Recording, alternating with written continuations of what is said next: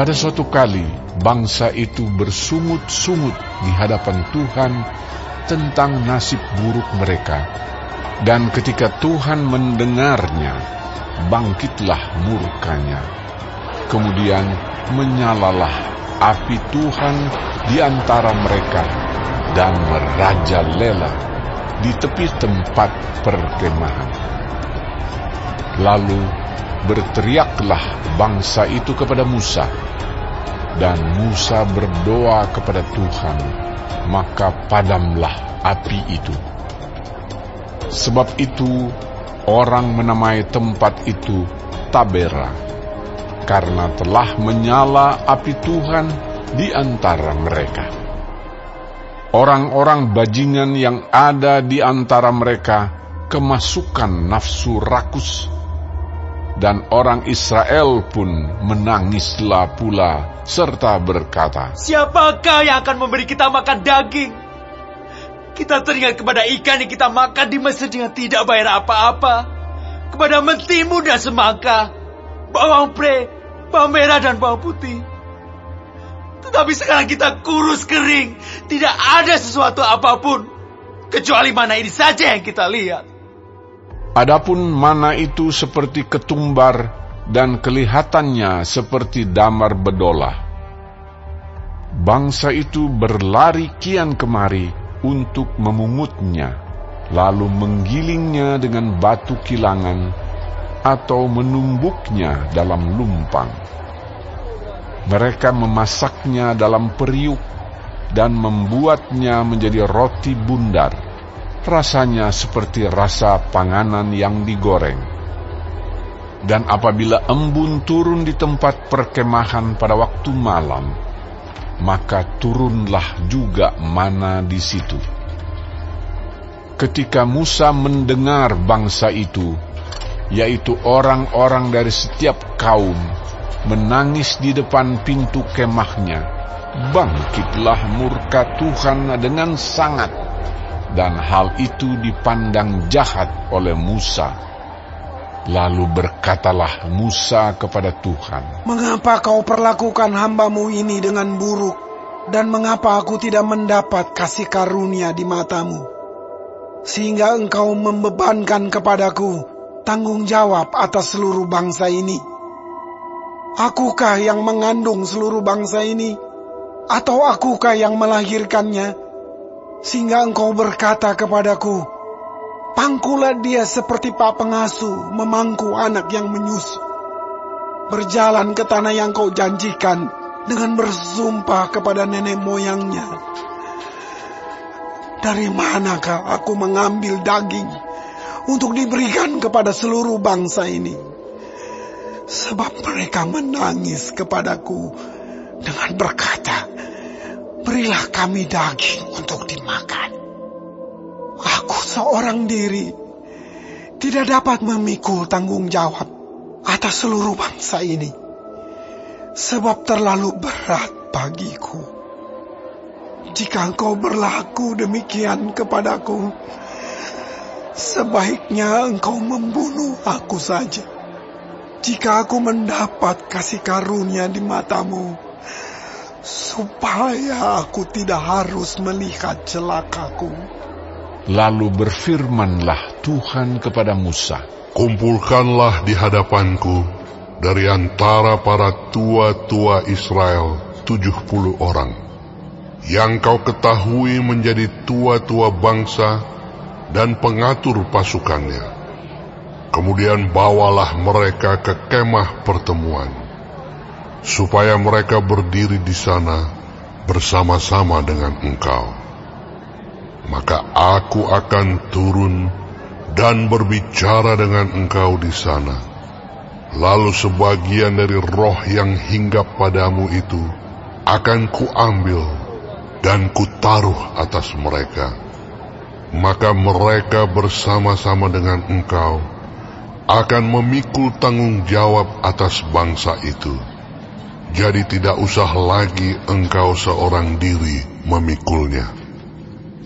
Tetapi kepada bangsa itu haruslah kau katakan, kuduskanlah dirimu untuk besok maka kamu akan makan daging.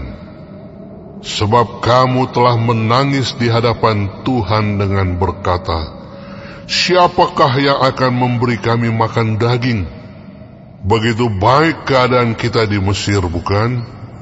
Tuhan akan memberi kamu daging untuk dimakan.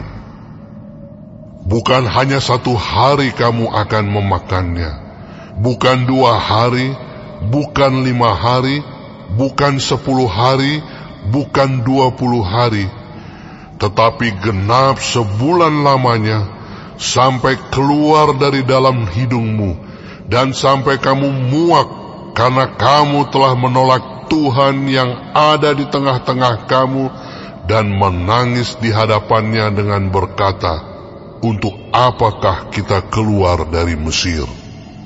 Tetapi kata Musa, bangsa yang ada bersama aku ini berjumlah 600.000 orang berjalan kaki. Namun kau berfirman, daging akan kuberikan kepada mereka, dan genap sebulan lamanya mereka akan memakannya. Dapatkah sekian banyak kambing domba dan lembu sapi disembelih bagi mereka, sehingga mereka mendapat cukup? Atau dapatkah ditangkap segala ikan di laut bagi mereka, sehingga mereka mendapat cukup? tetapi Tuhan menjawab Musa, masakan kuasa Tuhan akan kurang untuk melakukan itu? Sekarang engkau akan melihat apakah firman-Ku terjadi kepadamu atau tidak. Setelah Musa datang keluar, disampaikannya firman Tuhan itu kepada bangsa itu. Ia mengumpulkan 70 orang dari para tua-tua bangsa itu dan menyuruh mereka berdiri di sekeliling kemah. Lalu turunlah Tuhan dalam awan dan berbicara kepada Musa. Kemudian diambilnya sebagian dari roh yang hinggap padanya dan ditaruhnya atas ke-70 tua-tua itu. Ketika roh itu hinggap pada mereka, kepenuhanlah mereka seperti nabi, tetapi sesudah itu tidak lagi. Masih ada 2 orang tinggal di tempat perkemahan. Yang seorang bernama Eldad, yang lain bernama Medad. Ketika roh itu hinggap pada mereka, mereka itu termasuk orang-orang yang dicatat, tetapi tidak turut pergi ke kemah. Maka kepenuhanlah mereka seperti nabi di tempat perkemahan. Lalu berlarilah seorang muda memberitahukan kepada Musa, Eldad dan Medad kepenuhan seperti nabi di tempat perkemahan. Maka menjawablah Yosua bin Nun yang sejak mudanya menjadi abdi Musa, Tuanku Musa, cegahlah mereka. Tetapi Musa berkata kepadanya, apakah engkau begitu giat mendukung diriku? Kalau seluruh umat Tuhan menjadi nabi, oleh karena Tuhan memberi rohnya hinggap kepada mereka. Kemudian kembalilah Musa ke tempat perkemahan, dia dan para tua-tua Israel. Lalu bertiuplah angin yang dari Tuhan asalnya. Dibawanyalah burung-burung puyuh dari sebelah laut, dan dihamburkannya ke atas tempat perkemahan dan di sekelilingnya, kira-kira sehari perjalanan jauhnya ke segala penjuru, dan kira-kira 2 hasta tingginya dari atas muka bumi. Lalu sepanjang hari dan sepanjang malam itu, dan sepanjang hari esoknya, bangkitlah bangsa itu mengumpulkan burung-burung puyuh itu. Setiap orang sedikit-dikitnya mengumpulkan 10 homer. Kemudian mereka menyebarkannya lebar-lebar sekeliling tempat perkemahan. Selagi daging itu ada di mulut mereka, sebelum dikunyah, maka bangkitlah murka Tuhan terhadap bangsa itu, dan Tuhan memukul bangsa itu dengan suatu tulah yang sangat besar. Sebab itu, dinamailah tempat itu Kibrot Ta'awa, karena di sanalah dikuburkan orang-orang yang bernafsu rakus. Dari Kibrot Ta'awa berangkatlah bangsa itu ke Hazerot, dan mereka tinggal di situ.